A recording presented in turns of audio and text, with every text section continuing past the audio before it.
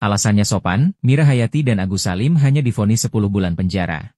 Hakim Pengadilan Negeri Makassar memberi hukuman ringan kepada Mira Hayati dan Agus Salim, owner perusahaan pembuat kosmetik ilegal. Keduanya hanya dijatuhi hukuman 10 bulan penjara. Kedua owner skincare tersebut dinyatakan terbukti bersalah dalam kasus bisnis atau peredaran produk kecantikan yang mengandung bahan kimia berbahaya yakni merkuri. Putusan hukum dua owner skincare ini dibacakan Ketua Majelis Hakim Perkara ini, Arif Wisaksono di Ruang Ali Said, Pengadilan Negeri Makassar, pada Senin, 7 Juli 2025. Selain putusan pidana penjara, Mira Hayati yang lebih dahulu menjalani persidangan dijatuhi hukuman denda sebesar 1 miliar rupiah subsidiar atau 2 bulan pidana penjara. Sama dengan putusan terhadap terdakwa Agus Salim. Menjatuhkan pidana oleh karena itu terhadap terdakwa pidana penjara selama 10 bulan dan denda sebesar 1 miliar rupiah dengan ketentuan apabila tidak dibayar diganti penjara selama bulan-bulan, kata Arif membacakan putusan Mira Hayati. Adapun pertimbangan hakim menjatuhkan pidana penjara selama 10 bulan terhadap Mira Hayati karena beberapa alasan. Mulai dari alasan terdakwa belum pernah dipidana hingga alasan kemanusiaan lainnya, di mana Mira Hayati memiliki bayi yang harus dirawat. Termasuk, pertimbangan hakim karena selama persidangan berlangsung terdakwa atau Mira Hayati bersikap sopan. Sementara hal yang memberatkan Mira Hayati yaitu dianggap meresahkan masyarakat serta produk yang dijualnya dapat membahayakan penggunanya karena mengandung bahan kimia berbahaya atau merkuri. Bukan itu saja, alasan lain yang memberatkan bos skincare yang juga dikenal sebagai si Ratu Emas itu adalah kurangnya kehati-hatian dalam mengedarkan produk skincare-nya. Termasuk, hakim menilai terdakwa mengedarkan produk skincare dengan tidak memastikan terlebih dahulu keamanan produknya. Penilaian hakim terhadap Agus Salim juga sama. Terdakwa dianggap kurang hati-hati dalam memasarkan produk kosmetik yang dijualnya karena tidak melakukan pengecekan ulang sebelum diedarkan. Hal yang meringankan Agus Salim karena dianggap bersikap sopan selama persidangan berlangsung. Meski diketahui, pada tahun 2024